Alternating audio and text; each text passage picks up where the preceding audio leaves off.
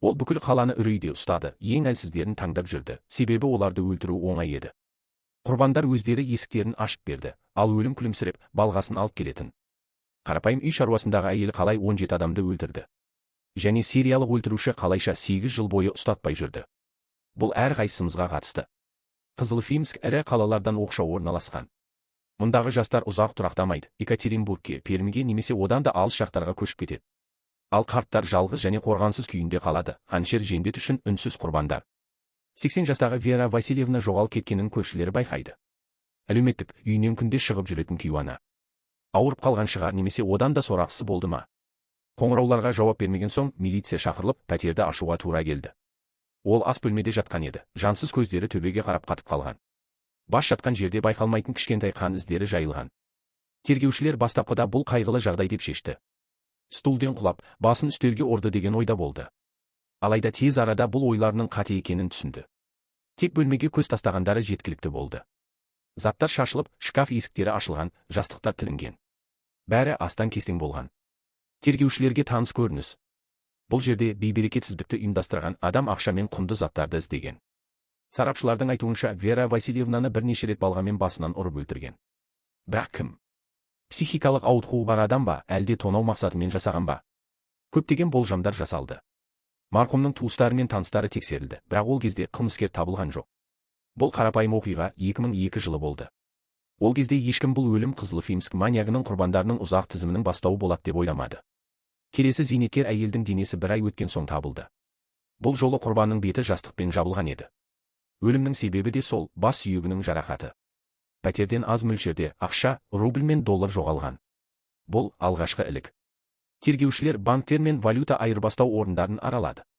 Доллар айырбастаған клиенттердің тізімін тексерді. Бірақ жүздеген фамилияның ішінен марқұм әйелмен байланысы бар ешкім табылмады. Екі зейнеткер әйелдің өлімін байланыстыруға ешкім асықпады. Алғашында бұл істерді бір іске біріктіруге негіз болған жоқ. Қызылфимскіде сериялық өлтіруші әрекет етіп жүргенін ешкім де білмеген. Бірақ көп ұзамай ол құқық қорғау органдарына бұл шындықты мойындатты.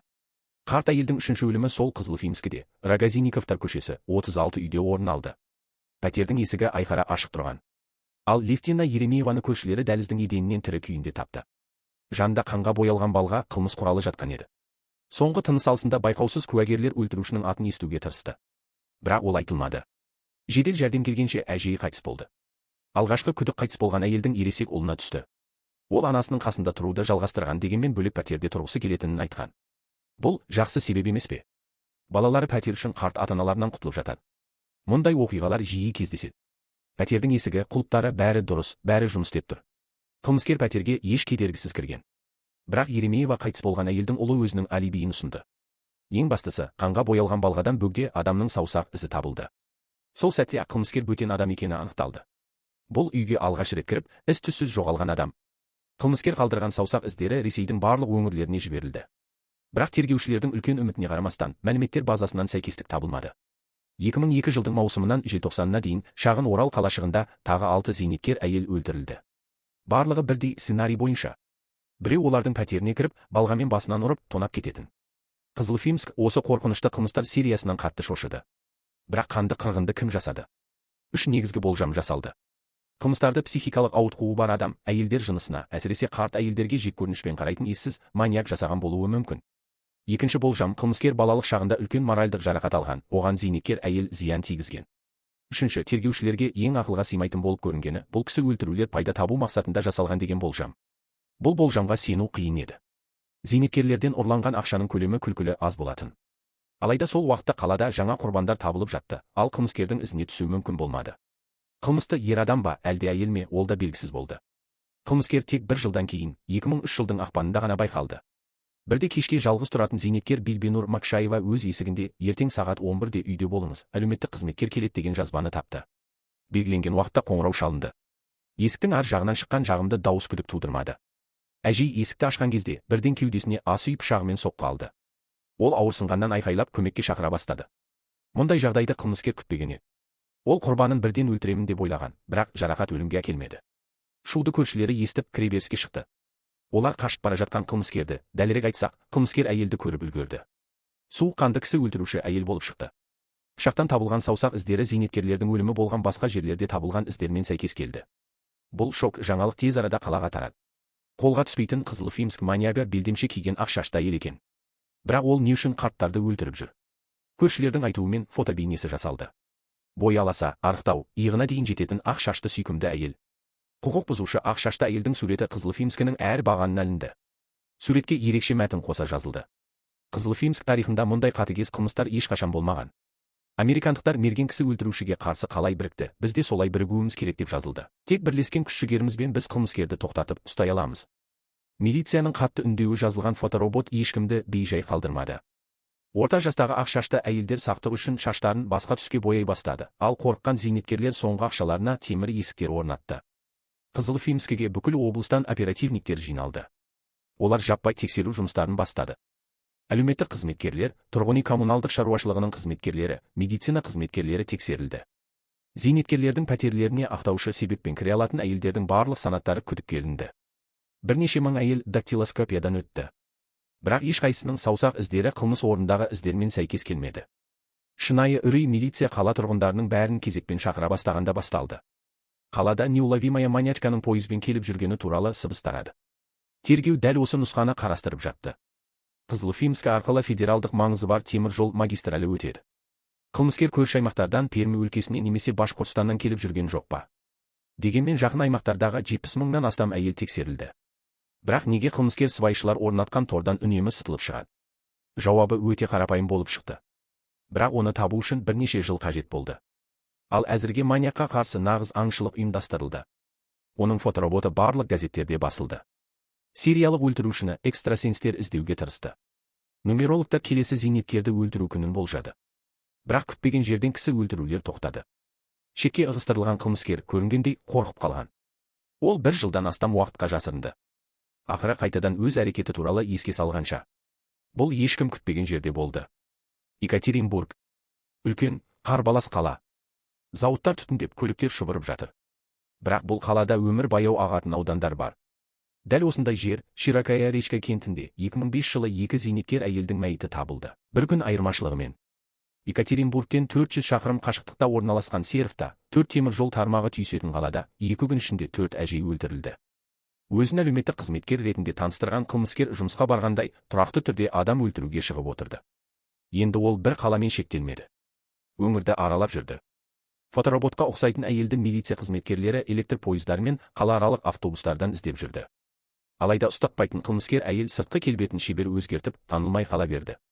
Оның алдын ала жаттап алған әрекет алгоритміне жаңа бөлшектер қосылды. Енді ол құрбанның пәтерінен кетерде ізін жасыруға тырысты. Үтікті қосулы қалдырып кететін. Бірақ бұл жолы бір ғажайыптың араласуы мүмкін еді. Үстелдің үсті күйіп кетіп, үтік үстелдің ішіне құлап, сымға ілініп қалды. Немесе одан да қауіптісі газды ашып, шырақты тұтатып кететін. Бірақ шырақ жанып бітті, газ шығып кетті, ал бір таңғажайып себеппен не өрт, не жарылыс болмады. Қылмыскердің әрекет жоспары мінсіз емес еді, және көбіне нәтиже бермеді. Тұрақты сәтсіздіктер ақыр соңында оны тұзаққа түсірді. Свердлов облысындағы Очит елді мекені картадағы кішкентай нүкте. Халқы 5 мыңға да жетпейді. Мұнда ауылдағыдай барлығы бір-бірін таниды. Бір күні елді мекеннің тұрғыны аулада күмәнді бір әйелді байқады. Таныс емес әйел үйлердің арасында жүріп, терезелерге үңіліп, кездейсоқ кездескен адамдардан бірдеңе сұрап жүрді. Бірақ оның перде артынан біреудің өзіне жіті қарап тұрғанын байқамады. Ақыры күмәнді әйел бір есікке кіріп кеткенде, оны бақылайтын адам дереу учаскелік милиционерді шақырды. Учаскелік милиционер жабық есікті қағып, бірнеше сағат бойы қоңырау шалған. Бірақ пәтерден ешкім жауап бермеді. Тып-тыныш. Лақтырылған тұзақтағы пәтерде қылмыскер әйел тығылып жатты. Үй иесінің денесін ваннаға сүйреп апарып, қан іздерін жуып тастаған. Қашатын жері жоқ еді. Маньячка милициядағы тергеулер кезінде не айтарын сабырмен ойланып отырды. Бұл жолы жазасыз құтылып кетемін деп үміттенген жоқ. Бірақ кенеттен оған түсініксіз түрде жолы болды. Есікті қағып шақырудан шаршаған учаскелік милиционер жай кетіп қалды, ал қылмыскер әйел пәтерден тыныш шығып кеткен. Қызылуфимск маньячын ұстауға барлық күш-жігер босқа кетті. 5 жыл ішінде оны таба алмады. Ал қылмыс орнында кездейсоқ ұстап алғанда аңғалдықпен жіберіп алды. Бірақ көп ұзамай Свердлов милициясы істі 3 есе қарқынды жүргізуге мәжбүр болды. Себебі құрбандар тізімі ерекше бір фамилиямен толықты. Нижний Тагил 8 түзету мекемесімен қоршалған. Көптеген бұрынғы сотталғандар қалада мәңгі қалады.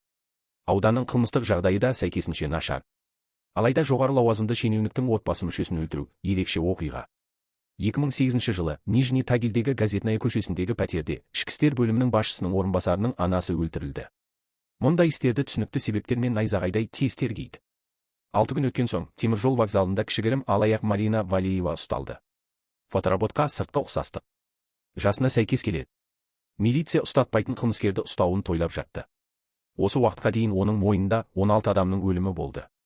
Валеева алғашқы тергеу кезінде кінәсін мойындап көрсетті. Мен кемпірлерді жек көремін деген сөздермен ол жасөспірім кезінде қалай қатал зорланғаны туралы қайғылы әңгімесін бастады. Қабырға арқылы бәрін естіген көрші әже көмек көрсетпеген екен. Қайтарым ретінде әйел балалық шақтағы сатқындық үшін әжелерден кек алып жүрді.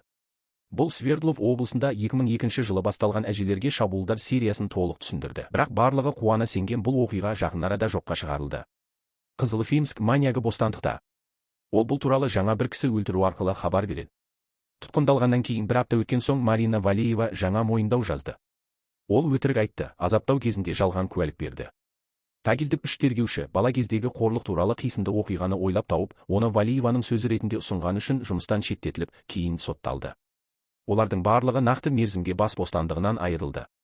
Бұл 3 тергеушінің заңсыз қиялы тергеуді жалған жолға бағыттады, ал ең бастысы, нақты қылмыскердің өзіне деген сенімділігін арттырды. Ол өзін енді ешкім ұстай алмайтынына сенімді болды.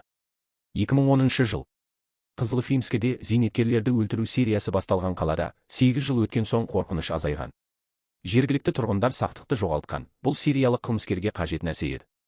Жаңа құрбан, яғни 17-81 жастағы Анна Поварисна болды. Тағы да балғамен ұрылған, зейнетақысымен барлық жиған тергені 16 000 рубль ұрланған. Қылмыстардың қолтаңбасы бірдей еді, ең бастысы, саусақ іздері сәйкес келді. Маньяк ашық әрекет ете бастады. Жылдар бойы жазасыз қалу оған өз осалдығы жоқ деген сенімді күшейтті. Бірақ оның шектен тыс сенімділігі өзіне қарсы әрекет етіп, ауыр соққы болды. Құрбан болған зейнеткердің құрбылары тергеушілерге айтып берді. Өлер алдында Поварисна жөндеу жұмыстарын бастап, оған көмектесу үшін Ирина есімді таныс әйелді жалдаған. Бұл жұмысшыны табу қиын болмады. Көршісі бұл әйелдің өлтірілген әйелдің жиенінің әйелі екенін айтты. Ирина Гайдамачуктың фотороботқа ұқсастығы таңқаларлық еді, ол бірдей тұлға болатын. Әйелді анық-қанығын білу үшін тұтқындады. Ол тұтқындауды тыныш қабылдады, өзін ар-ұжданы таза адам ретінде сезінді. Милиция подполковнигі Игорь Аверьянов дактилоскопиялық сараптама жүргізді. 8 жыл бойы қылмыскерді іздеу кезінде ол мәйіттердің жанынан табылған саусақ іздерінің суретін егжей-тегжейлі зерттеді, және мұндай іздерді көрсе, ешқашан қателеспейтінін білді. Ал саусақ іздері сәйкес келді. Гайдамачуктың үйінен басқа да дәлелдер табылды. Әжелерге бару үшін алып жүрген балға мен пышақ тәркіленді. Қосымша қолтаңба сараптамасы жүргізілді. Әлеуметтік қызметкердің келетінін хабарлайтын жазбаларда дәл осы Гайдамачук қалдырғаны анықталды. Ешқандай күмән болған жоқ. Ирина Гайдамачук 1972 жылдың 26 қыркүйегінде Свердлов облысы Карпинск қаласында дүниеге келген. Көп ұзамай оның отбасы Ханты-Манси автономды округінің Нягань қаласына көшіп кетті. Ирина кәдімгі бала болып өсті, мектепте ерекшеленбеді, кейін заң факультетіне, басқа деректер бойынша психология факультетіне оқуға түсті. Жақын арада ол студент кезінде жүкті болып, тұрмысқа шығып, қызы Алина дүниеге келген соң институттан шығып кетті. Бірақ Гайдамачук үлгілі ана болмады.